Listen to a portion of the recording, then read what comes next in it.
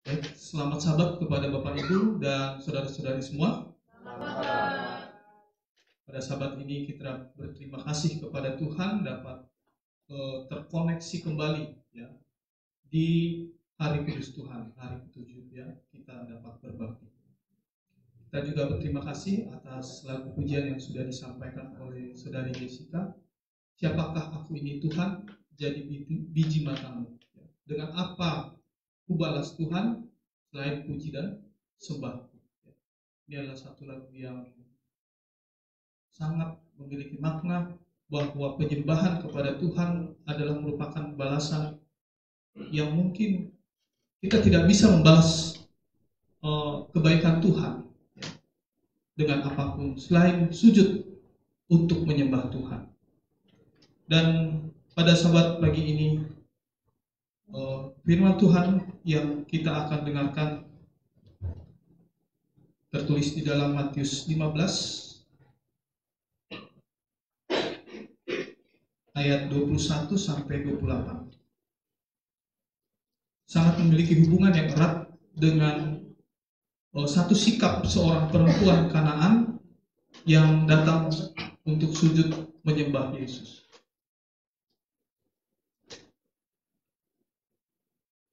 Ada satu pertanyaan, pernahkah kepada Bapak Ibu, saudara-saudari semua berdoa memohon kepada Tuhan untuk sesuatu yang kita harapkan? Namun pada saat kita memohon kepada Tuhan, Tuhan membalas dalam waktu yang cukup lama. Ada dari Bapak Ibu atau saudara-saudari pernah mengalami hal tersebut? Mungkin ada yang boleh angkat tangan dari Ibu Elvin, boleh sampaikan sedikit kesaksiannya, boleh Bu? Oke. Ya, silakan Ibu. Ibu mungkin pernah berdoa kepada Tuhan dalam waktu yang cukup lama dan pada saat itu Tuhan menjawab akan doa daripada Ibu.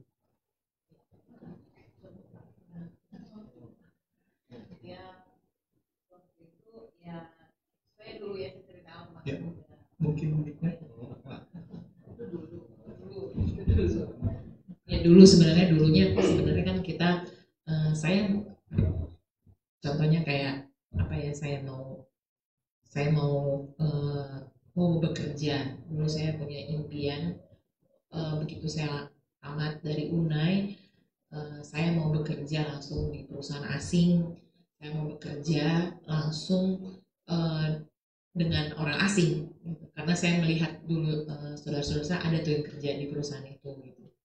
Nah, setelah saya tamat dari Unai, saya udah berdoa terus, saya mau kerja. Tapi setelah saya tamat tahun 98, pas krisis moneter, itu kayaknya seakan-akan doa saya nggak dijawab sama Tuhan. Nah, setelah itu akhirnya saya diterima bekerja. Terus waktu itu gaji saya 200.000 gitu. Masih lebih gedean gaji pembantu kan ya saat itu ya daripada gaji saya gitu. Tapi buat saya tetap pada saat itu saya penasaran sama Tuhan, saya pengen kerja di perusahaan asing.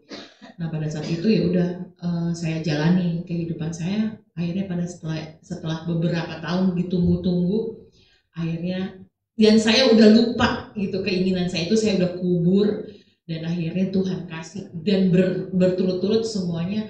Puji Tuhan saya masuk di perusahaan ya boleh lah gitu. Itu aja. Jadi buat saya adalah ya kita tetap aja. Dan kadang-kadang pada saat saya masuk ke situ, kenapa sih gaji saya ini, perusahaan apa sih perusahaannya, kayaknya kecil banget gitu kan. Tapi justru dari perusahaan itulah saya tahu bagaimana membuat CV yang baik, dari perusahaan itulah saya tahu bagaimana di interview, dari perusahaan itulah saya tahu bagaimana perusahaan-perusahaan yang besar. Jadi itu Tuhan kasih, Elvin kamu nggak boleh dikasih dulu nih semua yang kalau nggak kamu akan jadi takabur. Jadi itu salah satu yang saya syukuri untuk saat ini, dan itu doa yang saya jawab dan saya rasakan berkatnya sampai pada saat saya di usia ke-45 tahun ini. Amin, puji Tuhan. Terima kasih dari Ibu Elvin atas kesaksian bagaimana kuasa doa dapat luar biasa ya, menjawab dari apa yang di luar kita pikirkan. Tuhan lebih tahu apa yang menjadi kebutuhan kita. Jadi terkadang saya menangkap tadi dari kesaksian Ibu bahwa gaji pertama sekali adalah 200.000. Bayangkan 200.000 pada saat itu cukup untuk keperluan pribadi, ya, cukup untuk makan, cukup untuk ongkos ataupun kebutuhan-kebutuhan. Namun Tuhan tidak tinggal diam. Jika kita sandarkan, kita serahkan segala kehidupan kita kepada Tuhan, Tuhan akan membukakan jalan-jalan yang di luar daripada apa? Pemikiran kita, di luar dari yang kita pikirkan. Tuhan tahu apa yang menjadi kebutuhan kita. Terima kasih dari kesaksian Ibu RT. Baik. Jadi terkadang kita berdoa kepada Tuhan. Tuhan, saya berdoa, saya memohon sesuatu kepada Tuhan. Tetapi kenapa Tuhan hingga saat ini belum terjawab? Apakah saya yang salah berdoa ataukah permohonan saya tidak sesuai dengan kehendak Tuhan? Dan terkadang mungkin bisa jadi kita kecewa kepada Tuhan. Kok lama sekali Tuhan menjawab doa saya? Ya. Inilah yang terjadi bagi kita umat Tuhan di dalam permohonan kita. Nah, suatu waktu ada seorang pendeta yang sedang memberikan satu panggilan kepada banyak orang. Pada saat itu ada satu ajakan dari pendeta ini. Barang siapa yang mau mendoakan dan yang mau mendekatkan hidupnya kepada Tuhan, angkat tangan dan maju ke depan. Saya akan mendoakan. Ketika seruan atau panggilan itu disampaikan oleh Pak Pendeta ini, tiba-tiba ada seorang perempuan, dia maju ke depan dan dia meminta untuk didoakan.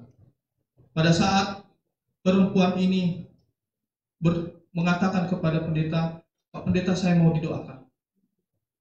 Baik, sebelumnya kita akan berdoa. Tetapi pada saat itu setelah mereka berdoa, Pak Pendeta ini menanyakan kepada perempuan, kenapa kamu mau minta didoakan? Lalu perempuan ini mengatakan, sebenarnya ada satu masalah, Pak Pendeta, yang saya tidak bisa ceritakan kepada Pak Pendeta, karena saya punya masa lalu yang cukup suram. Tidak apa-apa, ceritakan saja. Sudah 8 tahun saya meninggalkan orang tua. Sudah 8 tahun saya juga meninggalkan Tuhan. Dan saya hidup di dalam keberdosaan. Bahkan pergaulan yang saya lakukan telah banyak melukai hati Tuhan. Seperti narkoba, perjudian, kekerasan, dan lain-lainnya yang berbau kejahatan. Dan saya merasa dosa saya tidak bisa lagi diampuni. Dan puji Tuhan, saya tergerak untuk maju ke depan menerima panggilan dari pendeta untuk didoakan. Pada saat itu, pendeta menyarankan kepada perempuan ini, buatlah sebuah surat, dan surat itu berisi tentang, katakan kepada orang tuamu seperti ini, bahwa engkau mempunyai komitmen mulai saat ini untuk mengikuti Yesus. Singkat cerita, anak perempuan ini menuliskan sebuah surat kepada orang tuanya, menanyakan kabar, dan menanyakan keadaan dari orang tuanya. Ketika surat ini sampai kepada kedua orang tuanya, kepada ibu dan ayahnya, beberapa bulan kemudian datang balasan surat kepada anak perempuan ini. Dan pada saat itu ibunya mengatakan, anakku yang kucintai, ayah dan ibu sangat bersyukur menerima satu kabar bahwa engkau telah menjadi pengikut Kristus yang sejati. Engkau telah menerima Yesus secara pribadi dalam kehidupanmu. Dan engkau sudah meninggalkan setiap perbuatan-perbuatanmu yang jahat dan kurang berkenan di hadapan Tuhan. Oleh karena itu, ayah dan ibu juga mau bercerita. Sebenarnya selama 8 tahun engkau meninggalkan rumah, ayah selalu mendoakan engkau. Siang dan malam disampaikan doanya tak putus-putusnya kepada Tuhan dengan mengatakan, Tuhan, selamatkanlah putri saya. Tuhan, selamatkanlah putri saya dari segala ancaman yang terjadi di luar sana. karena saya tidak tahu apa yang terjadi, karena putri saya adalah putri satu-satunya. Lalu yang kedua, orang tua ini berkata dalam doa, Tuhan, tolong putri saya. Berikan kepadanya satu jalan agar dia dapat mengenal kebenaran-Mu. Berikan jalan kepadanya supaya dia mau menerima Engkau menjadi Tuhan, dan dia dapat menjadi seorang pengikut Tuhan yang sejati. Ketika itu, setelah ibunya membaca surat ini, ibunya juga menuliskan di bagian surat berikutnya bahwa ayahmu yang kau kasihi pada saat itu sudah Tuhan izinkan untuk beristirahat. Namun di akhir-akhir kehidupannya dia bersyukur kepada Tuhan. Oleh karena Tuhan telah menjawab doanya, Tuhan telah memberikan jalan bagi permohonannya sehingga anak perempuannya menerima Tuhan Yesus secara pribadi dalam kehidupannya. Dari cerita ini kita dapat melihat bahwa doa memiliki kuasa yang luar biasa. Bila mana kita doakan dengan sungguh-sungguh, kita serahkan kepada Tuhan, kita bawakan hidup kita kepada Tuhan, sebagaimana bukan hanya masalahnya yang kita sampaikan kepada Tuhan, tetapi hidup kita sepenuhnya kepada Tuhan. Tuhan akan membalas, Tuhan akan memberikan jalan yang terbaik bagi kehidupan kita. Dari kisah ini, kita juga melihat, kita juga mendapatkan satu pelajaran, bahwa doa yang sungguh-sungguh, jika benar-benar kita doakan dan kita bawa kepada Tuhan dengan penuh percaya kepada Tuhan, Tuhan akan jawab dengan waktu Tuhan, bukan dengan waktu siapa, waktu kita. Mungkin ketika kita berdoa di satu waktu kita bermohon, kalau bisa ya Tuhan ya seminggu sudah terjawab doa kita. Tapi bukan itu yang Tuhan mau lihat.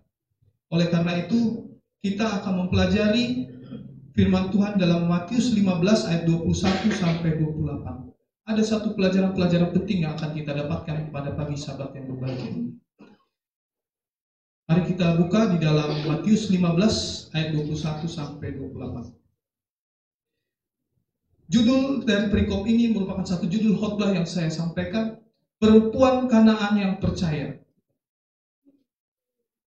Lalu pada saat itu Yesus pergi bersama dengan murid-murid dari Tirus dan Sidon. Ya, kebetulan Tirus ini dekat dengan Sidon.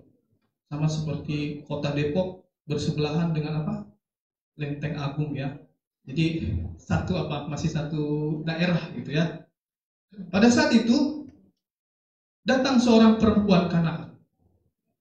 Kita tahu perempuan Kanaan ini suku Kanaan, kalau kita lihat di kamus Alkitab, sebenarnya mereka merupakan salah satu keturunan bangsa Israel. Tetapi karena kawin campur dengan penyembah berhala, akhirnya mereka terpisah dari Israel. Dan bahkan orang Israel ataupun orang Yahudi pada zaman itu, ketika melihat orang Kanaan, mereka merasa anti. Ya? Mereka tidak mau bergaul dengan orang Kanaan. Ketika itu datang perempuan Kanaan kepada Yesus, dan perempuan Kanaan ini mengatakan, kasihanilah aku Tuhan, anak Daud, karena anakku sedang sakit. Sakit dalam arti di sini adalah anak perempuan ini sedang kerasukan setan. Pada saat perempuan ini mengatakan, kasihanilah aku Tuhan, apa jawab Yesus? Yesus tidak menjawab apapun. Yesus justru diam. Padahal perempuan ini sedang memohon kepada Tuhan Yesus untuk beroleh kesembuhan bagi anaknya. Lalu ketika juga murid-murid mengatakan, Tuhan suruh saja mereka pergi, karena ibu perempuan Kanaan ini suka berteriak-teriak, suka meresahkan ya, suaranya tidak mengenakan. Lalu pada saat itu Yesus menjawab, aku diutus hanya kepada domba-domba yang hilang dari umat Israel. Tetapi perempuan itu mendekat dan mengatakan, ketika dia ditolak seperti itu, apa yang menjadi respon perempuan ini yang perlu kita garis bawahi? dia semakin mendekat, dia semakin menyembah siapa? Menyembah Tuhan. Dan pada saat itu Yesus mengatakan, ya, tidak patut mengambil roti yang harus disediakan bagi anak-anak dan diberikan kepada apa? Maaf kata, hewan, yaitu anjing, hewan peliharaan. Ini suatu perkataan yang sangat keras. Tetapi kita bisa pelajari di sini apa makna dari perkataan Tuhan ya kepada perempuan Kanaan ini. Lalu kata perempuan itu, benar Tuhan, namun anjing makan remah-remah daripada tuannya itu. Maka Yesus menjawab, hai ibu, besar imanmu, jadilah kepadamu seperti apa yang kau kehendaki. Nah, yang pertama kita bisa melihat siapakah perempuan Kanaan ini. Bila kita lihat dalam Markus 7 ayat 24, perempuan Kanaan ini adalah sebenarnya seorang perempuan Siro-Fenisia, bangsa Yunani. Jadi kalau dikatakan Kanaan ya seperti Kristen, non Kristen ya. Jadi perempuan Kanaan ini adalah bangsa Yunani, orang Siro-Fenisia. Bayangkan ketika pada hari Sabat ini datang orang non-Kristen ke gereja kita, duduk, mendengarkan firman Tuhan dan dia katakan, Tuhan berikan anak saya kesembuhan. Ini menjadi satu pelajaran bagi kita. Tapi murid-murid katakan, Tuhan suruh saja mereka pergi. Suruh saja perempuan ini pergi. Ada satu pelajaran yang bisa kita lihat di sini. Terkadang kita sebagai umat Tuhan, ketika kita melihat orang lain yang baru datang ke gereja, walaupun dia memiliki latar belakang yang berbeda dengan kita, hendaklah kita sebagai umat Tuhan apa? Merangkul mereka. Hendaklah kita sebagai umat Tuhan membawa mereka kepada siapa? Kepada Yesus. Bukan mengusir seperti yang dilakukan oleh siapa? Murid-murid. Jadi dalam hal ini,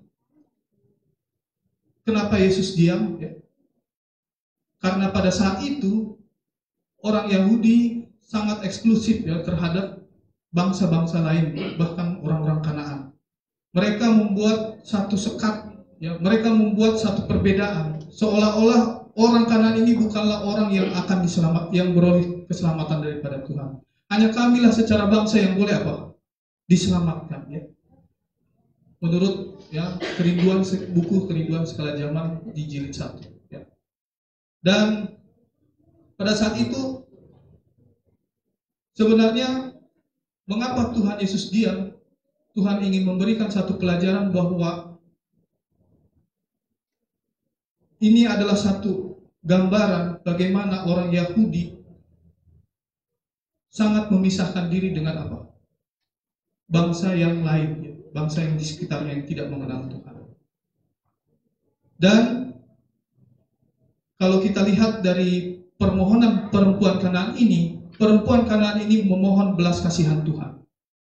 Perempuan Kanaan ini tidak memohon yang lain-lain, hanya belas kasihan Tuhan. Kita mengingat dalam Keluaran 33 ayat 13, mungkin ada yang bisa membacakan bagaimana Musa pada saat hendak memimpin bangsa Israel, apa yang Musa minta? Keluaran 33 ayat 13, firman Tuhan katakan, mungkin ada yang bisa membacakan?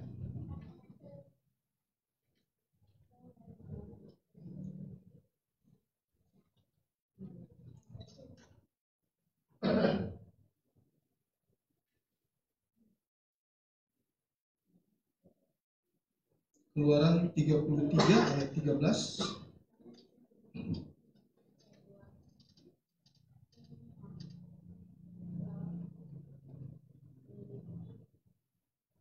Baik, saya akan bacakan.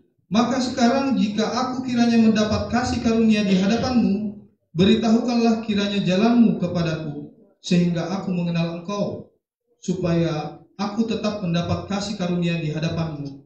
Ingatlah bahwa bangsa ini umatmu. Ketika Musa disuruh oleh Tuhan untuk membawa bangsa Israel keluar dari tanah Kanaan, Musa merasa tidak sanggup. Musa merasakan bahwa saya ini Tuhan tidak sanggup untuk memimpin bangsa ini. Tapi cukuplah kasih karunia Tuhan yang memampukan saya jika seandainya Tuhan memilih saya untuk apa? Memimpin bangsa ini keluar dari tanah Mesir, ya.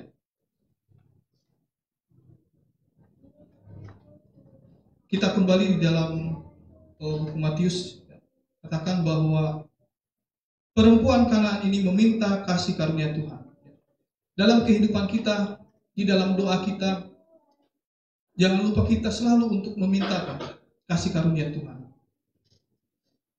Karena kasih karunia Tuhan adalah satu anugerah yang Tuhan berikan yang lebih besar daripada apa yang kita harapkan. Sama seperti kalau kita, contohnya ada seorang pedagang, ya. Ini pedagang, waktu itu kami pernah mengikuti Papa, ya. Itu udah lama, ya, beberapa tahun yang lalu, ya. Itu kami melihat ada seorang yang berdagang, ya, itu dagangan khas Sukabumi, ya. Ada seperti apa itu, ya, kue mochi, ya, dan sebagainya. Jadi ketika anak ini sedang menawarkan, ya, memang harganya agak cukup besar. Nah, ketika dia tawarkan, ada salah satu dari anggota kita juga yang membeli, tapi dikatakan, terlalu mahal ini. Masa satu harganya 10.000, ya, paling ini 5.000. Kalau diberikan, kalau seandainya harga 5.000, saya mau beli ini 25.000. Apalagi keuntungan daripada anak ini, ya. Pada saat itu kami membeli, tapi kami hanya membeli beberapa, tapi kami tetap berikan apa? Sesuai yang tarif yang dia miliki. Karena padahal anak itu sudah mengatakan, ya mana ya, sangat berat, ya. Tapi oleh karena tawaran daripada salah satu teman kita, akhirnya dia mau.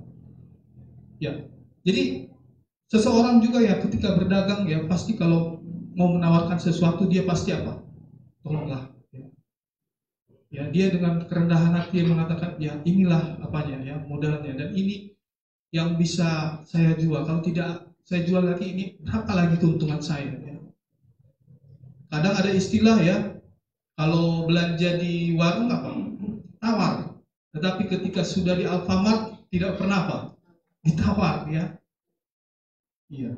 Jadi dengan kata lain di sini katakan bahwa dengan segala ketidakmampuan kita, dengan segala kekurangan kita, hendaklah kita memohon kasih karunia Tuhan dengan kerendahan hati. Sama seperti perempuan Kanaan ini, dia tidak tahu lagi mau kemana. Apakah dia harus pergi ke orang-orang yang punya atau tabib dan sebagainya, tapi tidak ada solusi yang dia dapatkan. Lalu pada saat itu Yesus menjawab, ya, aku diutus hanya kepada domba-domba yang hilang dari umat-umat Israel. Ini sebenarnya satu ilustrasi yang Yesus umpamakan tentang orang Yahudi yang memiliki sekat terhadap apa? Bangsa lain. Keeksklusifan diri mereka, ya. Yang Yesus nyatakan melalui apa? Melalui ilustrasi yang Yesus buat. Dan pada saat itu perempuan Kanaan ini justru mendekat dan menyembah siapa? Menyembah Tuhan. Menjadi satu pelajaran yang bisa kita pelajari pada bagi sahabat yang berbahagia. Perempuan ini mendekat dan menyembah Dia. Kita belajar, ya, dari pengalaman dari pahlawan-pahlawan iman, ya, dalam Ibrani 11, ya. Kita melihat sekalipun banyak tantangan yang mereka hadapi, mereka tetap datang untuk menyembah siapa? Tuhan, ya. Seperti dikatakan di dalam Ibrani 11 ayat 7, ya. Ibrani 11 ayat 7, firman Tuhan katakan, karena iman maka Nuh dengan petunjuk Allah tentang sesuatu yang belum kelihatan dengan taat mempersiapkan bahtera untuk menyelamatkan keluarganya, dan karena iman ia menghukum dunia dan ia ditentukan untuk menerima kebenaran sesuai dengan imannya. Bayangkan Nuh yang mengatakan bertobatlah sebab ini tempat akan dihancur lantakan dalam 40 hari 40 malam. Tapi apa respon orang banyak? Ada yang mengejek, ya. Mereka katakan, wah sudah gila, maaf ya, sudah gila Nuh ini. Ya. Ada yang tidak percaya, ya. Bahkan ada yang menertawai, masa Nuh membuat bahtera padahal di situ belum ada apa? Air. Wah. Tapi apa yang terjadi kepada Nuh? Apakah Nuh menjadi putus asa di saat itu? Tidak, ya. Justru Nuh semakin percaya akan janji Tuhan. Demikian juga dalam kehidupan kita, ketika tantangan-tantangan kehidupan itu terjadi dalam kehidupan kita. Terkadang kalau kita lemah iman, sudahlah, memang sangat susah ya mengikut Tuhan ini. Ya. Saya semakin berdoa, tapi semakin banyak apa? Cobaan. Semakin berdoa, malah semakin apa? Sengsara. Saya coba lihat tuh. Mereka nggak berdoa, mereka nggak datang sama Tuhan, tapi hidup mereka apa? Makmur, senang-senang. Bagusan saya seperti itu. Ya. Terkadang seperti itu pemikiran kita, ya. Kadang itulah karena kita lemah dalam iman kita. Ya. Kalau kita sadar di sini bahwa perempuan Kanan ini mungkin mengatakan, saya sudah datang kepada Tuhan, saya sudah memohon kepada Tuhan belas kasihan, tapi Tuhan bilang tidak pantas, ya, tidak pantas memberikan kesembuhan kepada apa? Orang non-Yahudi. Sebenarnya mengikut Tuhan itu harus siap menghadapi apa? Berbagai tantangan. Mungkin bisa saja kita menderita di dunia ini, tapi jangan sampai kita menderita dan bahkan tidak masuk ke dalam kerajaan surga. Ya mungkin sama seperti pengalamanmu, ketika orang-orang sangat menjahati Nuh, ya.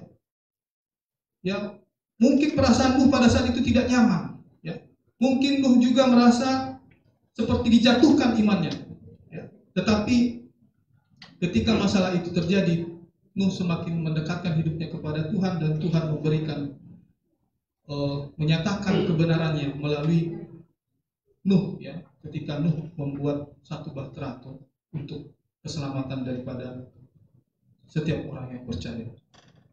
Oleh karena itu dalam Yakobus 1 ayat 12 firman Tuhan katakan, berbahagialah orang yang bertahan dalam pencobaan, sebab apabila ia sudah tahan uji, ia akan menerima mahkota kehidupan yang dijanjikan Allah kepada barang siapa yang mengasihi Dia. Jadi sebenarnya Tuhan izinkan ujian itu, Tuhan izinkan masalah itu terjadi adalah untuk membentuk iman kita. Adalah untuk membuat kita kuat di dalam iman dan pengharapan kita. Dan apa yang harus kita lakukan dari pengalaman ini? Mari kita semakin mendekatkan diri kepada siapa? Tuhan. Dan pada saat Tuhan akan hendak menjawab permohonan daripada perempuan Kanaan ini, ada fase ketiga yang perlu kita garis bawahi di dalam Matius 15.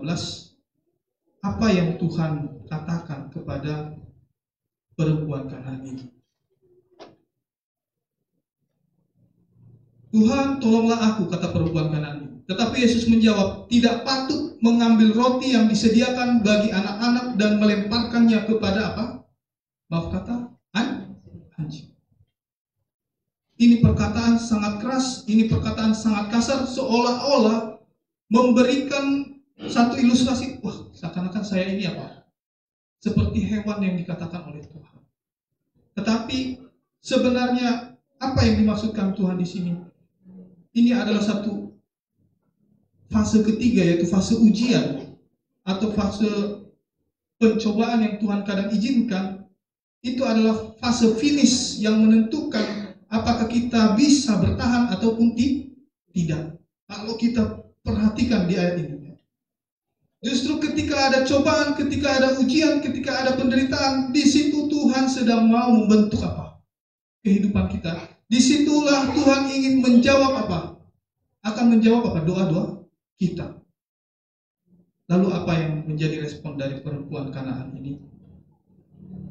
Dia katakan, benar Tuhan. Benar Tuhan. Namun anjing itu makan remah-remah yang jatuh dari meja tuannya. Belas kasihan Tuhan adalah sesuatu yang sangat berharga. Walaupun mungkin ya, kita lihat di sini adalah sesuatu yang sangat kecil daripada Tuhan. Tetapi bila mana yang terkecil sekalipun, jika itu berasal daripada Tuhan, maka itu akan membawa kesembuhan dan kepulihan bagi hidup kita. Jadi hati-hati, jangan kita jangan kita sampai tidak bersyukur dalam kehidupan kita. Setiap hari, setiap saat ketika kita bangun pagi ya, seperti yang tadi lagu spesial yang sudah disampaikan oleh Jessica di ayat ratapan tadi mengatakan, bersyukur oleh karena Tuhan memberikan kepada saya apa? Kesehatan, memberikan kepada saya apa? Nafas hidup, memberikan kepada saya apa? Berkat kebutuhan. Hal yang terkecil sekalipun, bila mana itu kita syukuri kepada Tuhan, maka itu akan memberikan satu dampak kepulihan dan kesembuhan dalam hidup kita. Jadi bukan karena permintaan kita, tetapi oleh karena kehendak Tuhan yang terbaik dalam kehidupan kita. Oleh karena itu ketika cobaan atau ujian itu datang dalam kehidupan kita silih berganti, sebenarnya di saat itu Tuhan mau menunjukkan kuasanya kepada kita. Tuhan mau menunjukkan kasihnya kepada kita. Tuhan punya rencana yang terbaik dalam kehidupan kita. Oleh karena itu, sebagaimana dalam Roma 8 ayat 28 firman Tuhan katakan, kita tahu sekarang bahwa Allah turut bekerja dalam segala sesuatu untuk mendatangkan apa? Kebaikan bagi mereka yang mengasihi Dia, yaitu bagi mereka yang terpanggil sesuai dengan rencana Allah. Roma 8 ayat 28.